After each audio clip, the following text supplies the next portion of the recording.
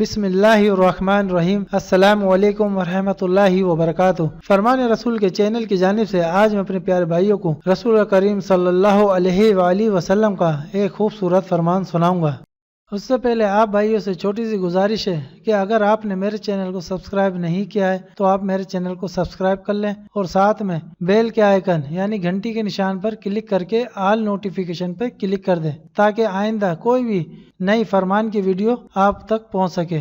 تو ہم چلتے ہیں فرمان کی طرف۔ بسم اللہ الرحمن الرحیم۔ عورت کو شوہر کے خلاف ابھارنے والے فرمان مصطفیٰ صلی اللہ علیہ وآلہ وسلم: جو شخص عورت کو اس کے شوہر کے خلاف یا کسی غلام کو اس کے آقا کے خلاف ابھارے وہ ہم میں سے نہیں۔ دیکھ سکتے ہیں ناظرین، یہ اس کا حوالہ ہے ابو داؤد کی یہ حدیث ہے۔ حدیث پاک کی تشریح: خاوند ہسبینڈ بیوی میں فساد یعنی لڑائی جھگڑا ڈالنے کی بہت صورتیں ہیں۔